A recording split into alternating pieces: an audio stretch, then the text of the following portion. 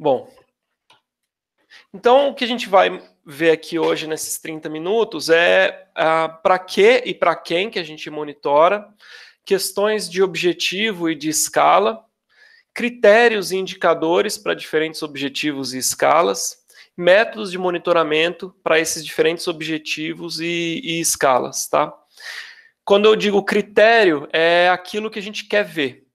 Indicadores é aquilo que a gente de fato está medindo, tá? Então a gente pode enxergar os diferentes tipos de monitoramento dessa maneira. A gente monitora para atender a legislação, e aí significa demonstrar ou verificar se os objetivos estão sendo cumpridos. E a gente vai falar um pouco de indicadores de resultado. Não importa o método que você usou para restaurar, a gente precisa enxergar os resultados, né? Os órgãos estaduais de meio ambiente aqui no Brasil, no caso do PRA, o IBAMA, no caso de projetos nacionais, né, de passivos ambientais. A gente monitora para manejar, e isso é dependente do método que a gente escolhe, dependendo da área que a gente escolhe, que é definir o objetivo da restauração, planejar a restauração, implantar os estudos e os experimentos.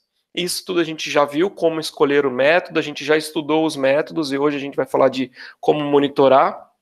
Aí a gente monitora, maneja, pega os resultados para refazer, para melhorar os nossos modelos de restauração. Para reportar metas, que a gente não falou aqui na nossa discussão prévia, mas isso tem sido muito importante. O Brasil está cumprindo com as suas metas de redução de carbono, e essas metas de projeto que a gente vai ver que dependem do objetivo de cada projeto, né? Então essa é uma maneira da gente entender os tipos de monitoramento. Outra maneira da gente entender é a questão da escala, né? E a escala não é uma questão só de escala espacial, é uma questão dos atores, quem são os responsáveis pelo monitoramento, quais são as ferramentas disponíveis para fazer esse monitoramento e qual é a frequência e por quanto tempo a gente monitora. Então, nessa escala de país ou de bioma, quem é interessado nesse monitoramento é o Estado, é o governo, são as organizações multilaterais, e as ferramentas para isso são definitivamente sensoriamento remoto, né? E você pode monitorar isso anualmente e permanentemente. Então, quais são os tipos de indicadores que a gente pode colher com esse tipo de ferramenta? E que tipo de interesse esses responsáveis pelo monitoramento têm? A gente desce um pouco essa escala e olha para uma bacia, olha para, por exemplo, uma região que é um corredor ecológico. A gente pode olhar, por exemplo, a BR-364 no trecho de Rondônia, que foi sujeita a muito desmatamento, e a gente pode ter um programa de restauração. E quem é o ator responsável? Quais são os atores responsáveis? São os órgãos estaduais de meio ambiente, consórcios de municípios, por exemplo, um setor do agronegócio, um sindicato, os sindicatos rurais dos municípios mais desmatadores, ONGs. Então, esses são escalas de projetos e programas de restauração. Como que a gente monitora esses projetos, esses programas? A gente vai precisar de sensoriamento remoto e a gente pode utilizar dados de campo.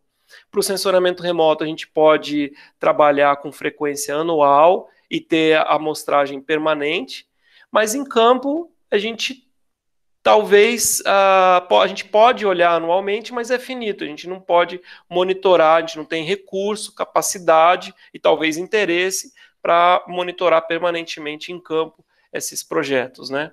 E a gente desce a escala, que é a escala da propriedade ou do polígono de restauração. Uma APP que precisa ser restaurada dentro de uma propriedade.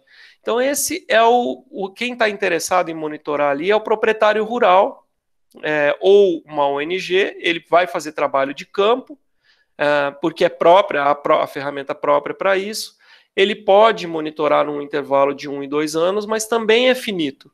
Quanto tempo ele está disposto a monitorar?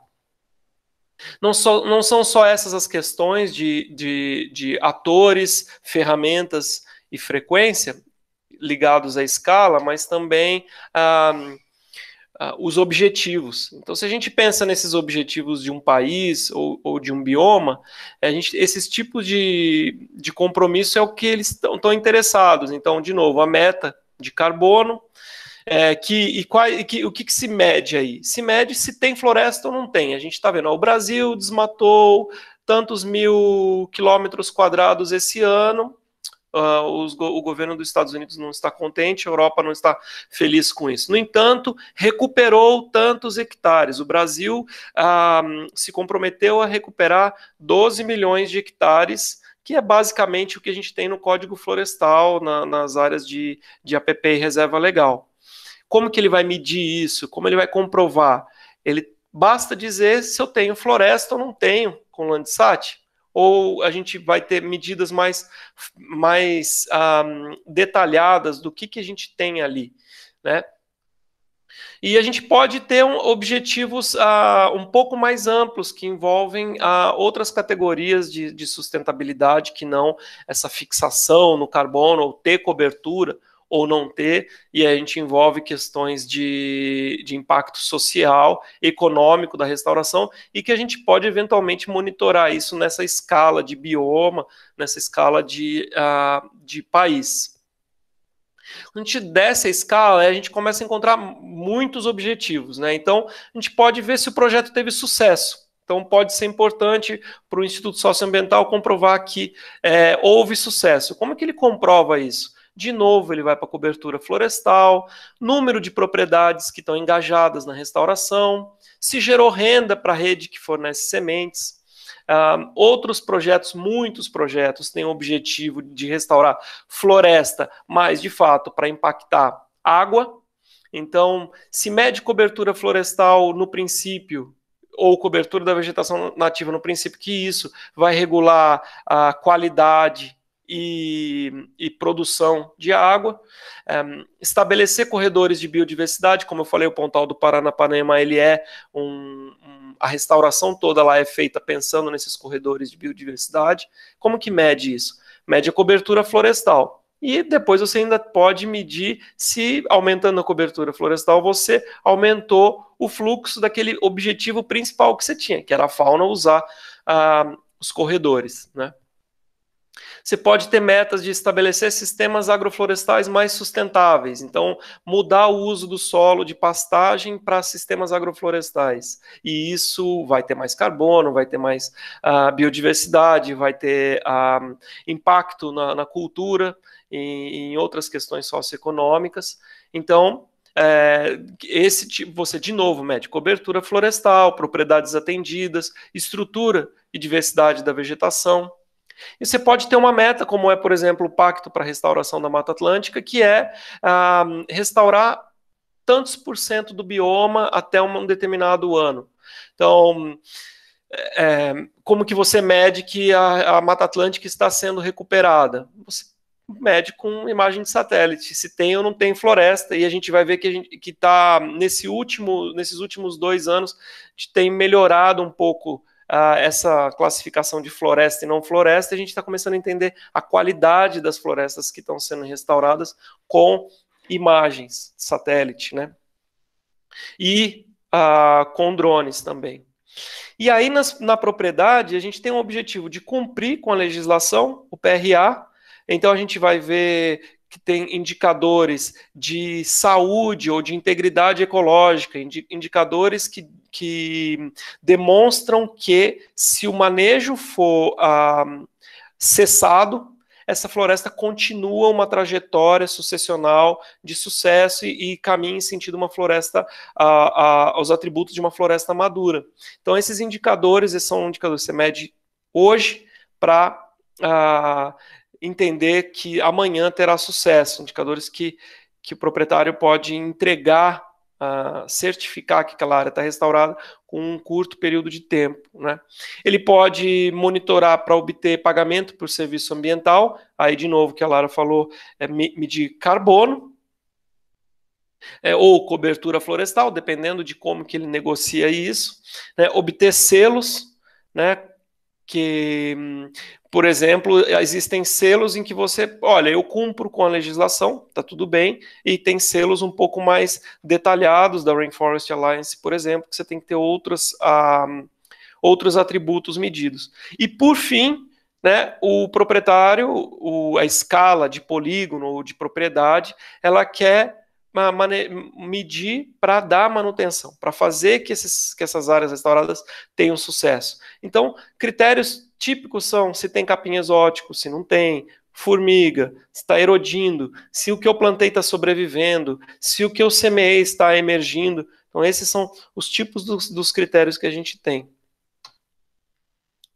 Então, para esses objetivos em escala de país e bioma, o que a gente tem bem recente agora são mapas de biomassa aérea global, feito principalmente com imagem de satélite de radar, e entre o campo e o radar tem o LiDAR, que mede essa estrutura vertical do dossel, e com isso você tem material foliar e lenhoso e sua distribuição espacial, vertical e temporal. Então está aqui o link para vocês olharem esse mapa, essa base de dados recente com essa resolução de 100 por 100 metros. Então você sabe que tem qual é a altitude do solo, qual é a altitude da vegetação, então você tem a altura da vegetação e como que é distribuída essa matéria de biomassa ao longo desse perfil. Com isso você consegue ter uma relação com biomassa muito boa. É o que melhor que a gente tem para agora, né? A cobertura florestal, que o MAP Biomas faz isso muito bem para o Brasil e está expandindo isso para a América do Sul, com o Landsat, usando que tipo de vegetação que a gente tem. Deem uma olhada no MAP Biomas e eles têm uma categoria nova, que é o quanto que está regenerando em cada bioma. Tem a questão de socioeconomia, melhoria dos meios de vida, comercialização de produtos da biodiversidade, empoderamento, autonomia, engajamento, governança da paisagem, como que a gente colhe esses indicadores nessa escala de bioma, escala de país, né?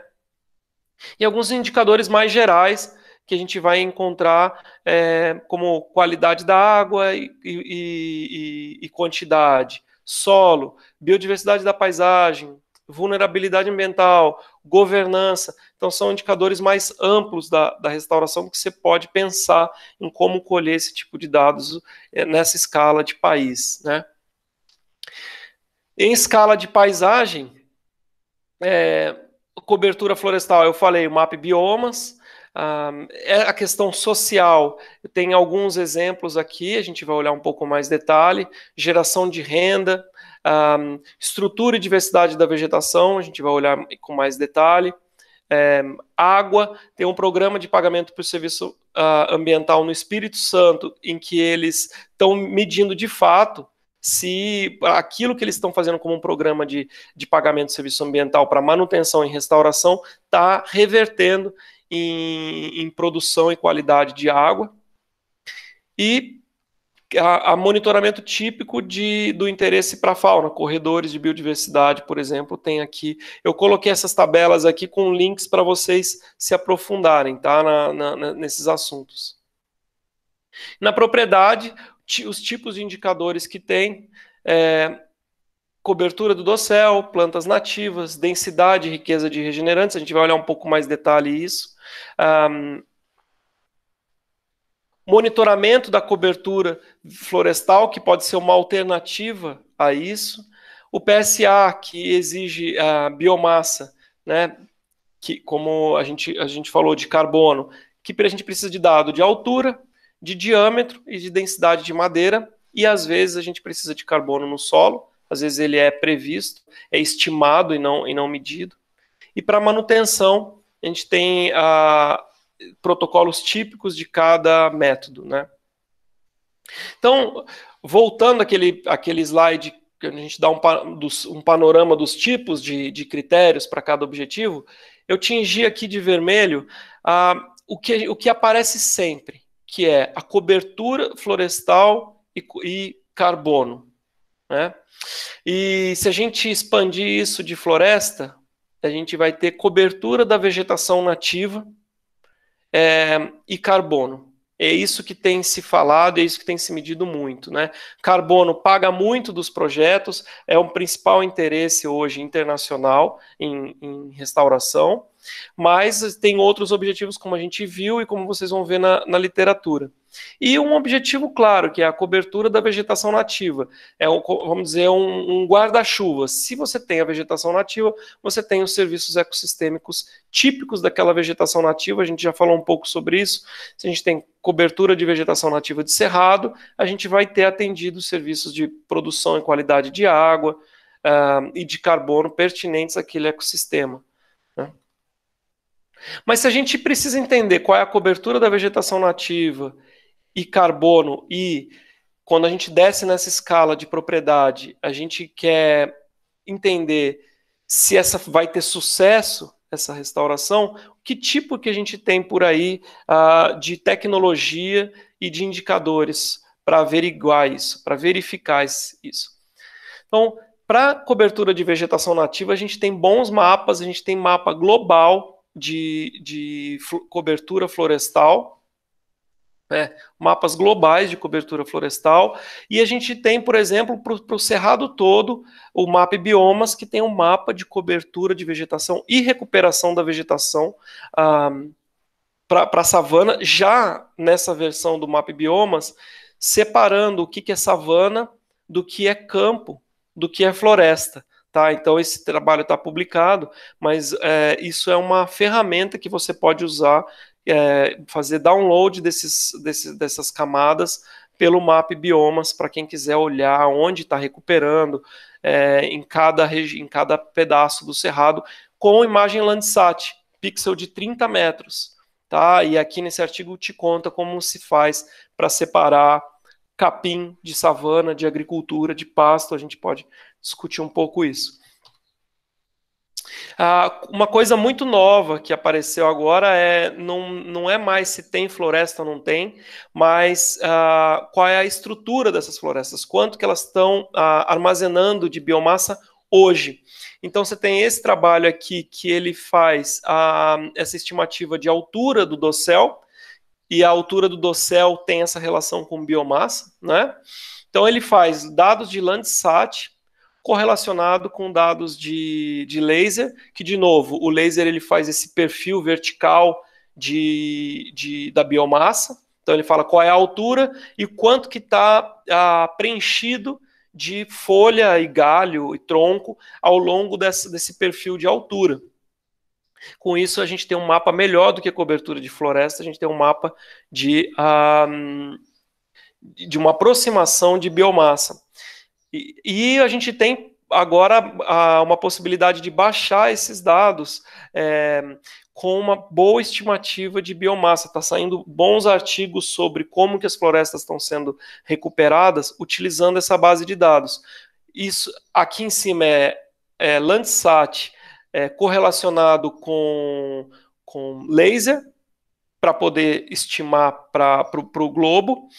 E aqui é radar, e dois tipos de satélite de radar que tem esse princípio de o quanto que a vegetação vai dando interferência nas ondas, né? De novo, o povoamento de folhas, galhos e troncos ao longo do perfil vertical, correlaciona isso com o laser, que é pontual, não é imageamento global, é pontual. Então eles usam o laser para dar qualidade à correlação deles e aí poder fazer mapas globais de biomassa. Então, tá vendo que eles têm mapa global de biomassa 2010, 2017 e 2018, mas isso é algo que é uma tendência que deve continuar.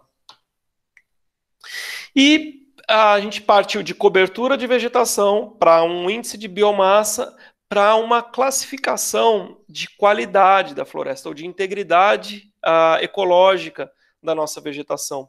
Então a gente começa a classificar a vegetação em idades, ou melhor que idades, em classes sucessionais.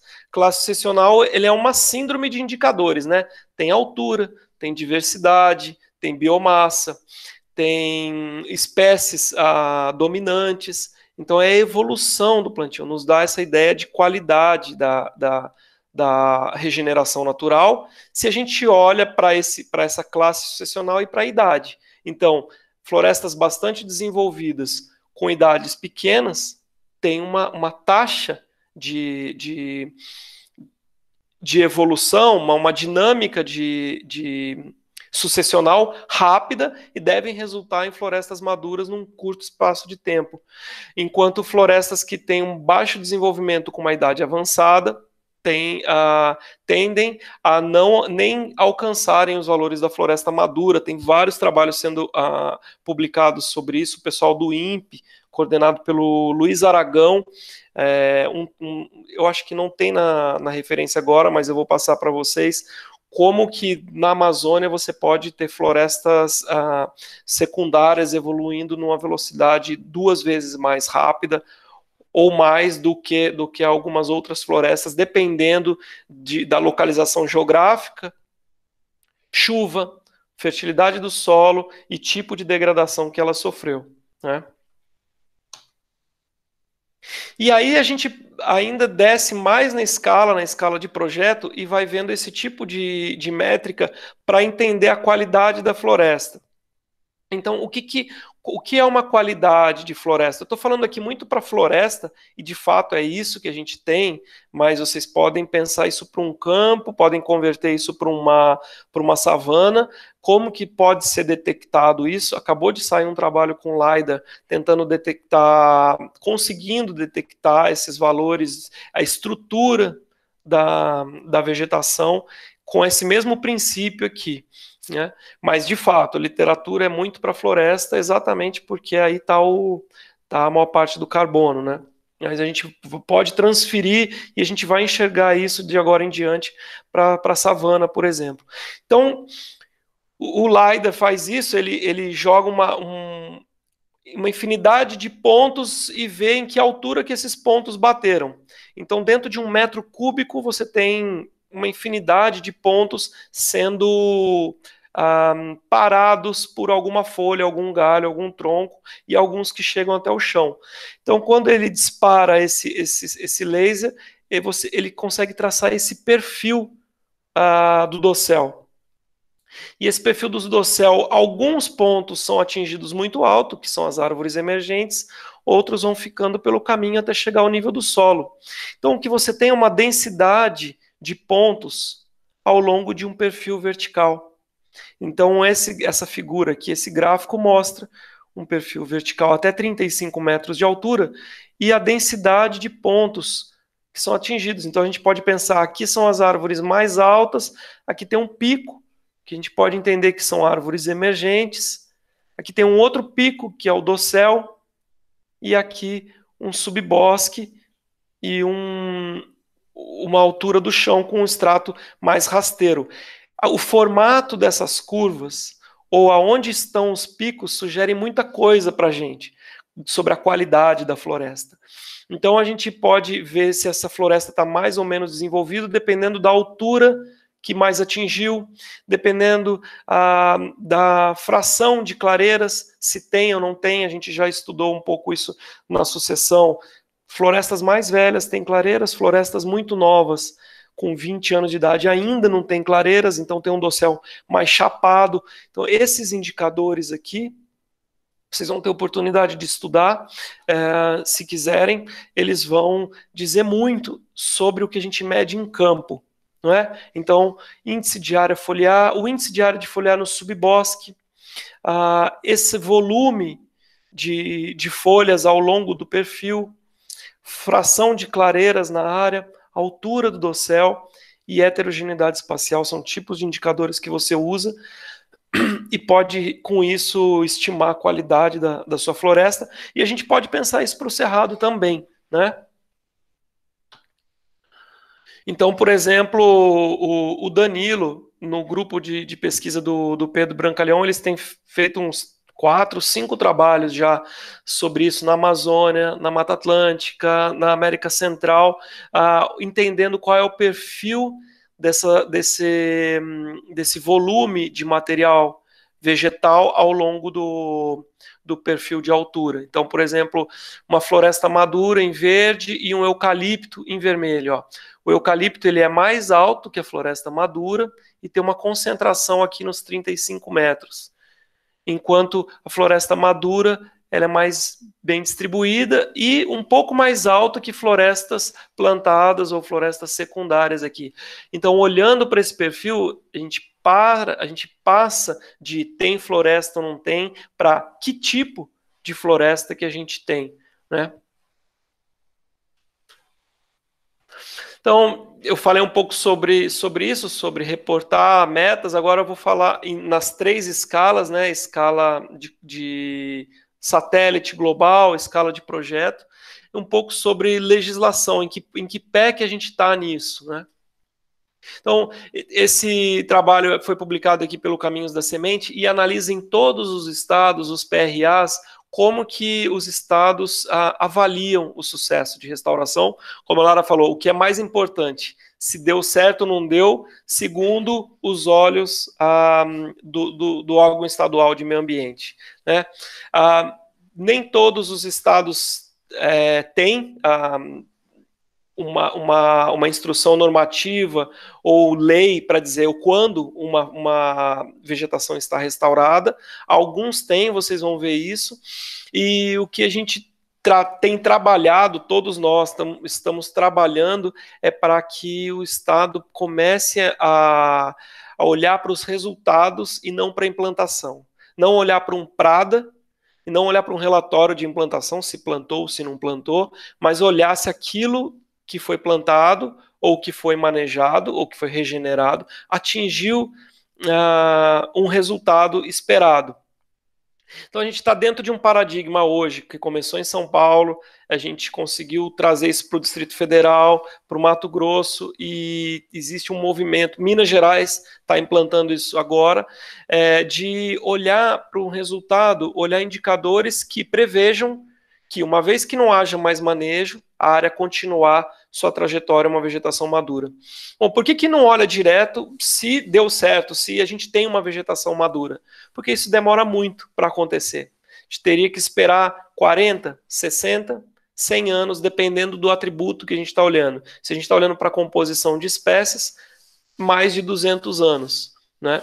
Se a gente está olhando biomassa, 70, 80 anos. Isso a gente pode conversar um pouco ainda sobre esses atributos, o que olhar e quanto tempo eles levam para alcançar os valores da referência e quando que eles saturam. Por exemplo, fechar o dossel, ele satura com 6, 7, 10, 3 anos você pode ter cobertura de dossel, 80%, e acabou. Essa variável não é mais um bom indicador a partir daí, né? Mas para os estados que precisam, em que o proprietário precisa cumprir com essas obrigações e está livre de obrigações num curto espaço de tempo, a gente precisa de indicadores de futuro, em que indiquem que essa floresta ou esse cerrado vai funcionar quando eu parar de dar manejo, né?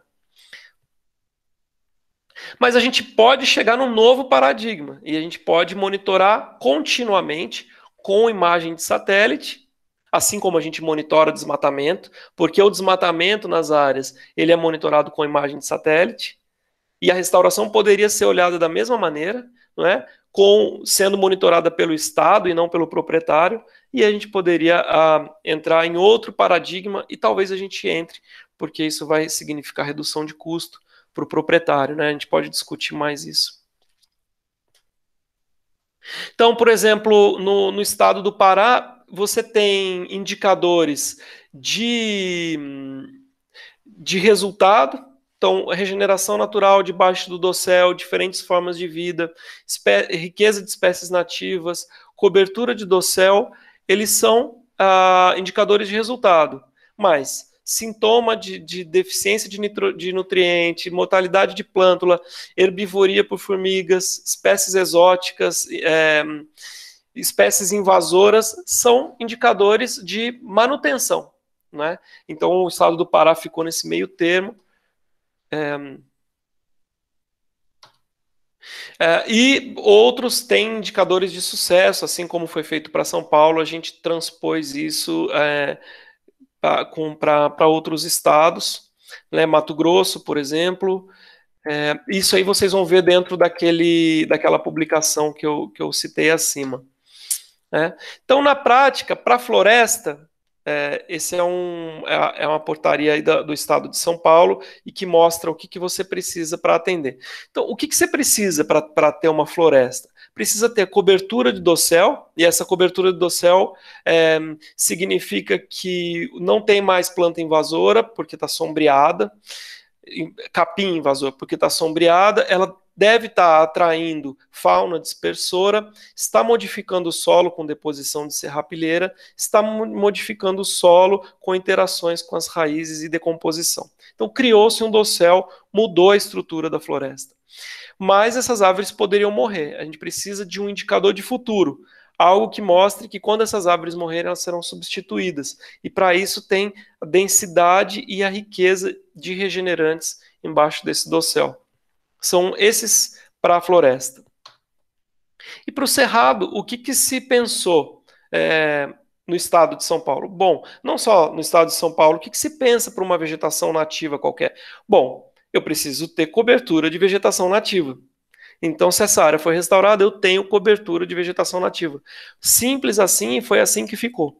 Aqui no Distrito Federal, a gente trabalhou um pouco mais sobre tem que ter capim nativo, porque você pode ter plantas nativas ruderais e que vão embora e que essas áreas podem ser reinfestadas por plantas exóticas.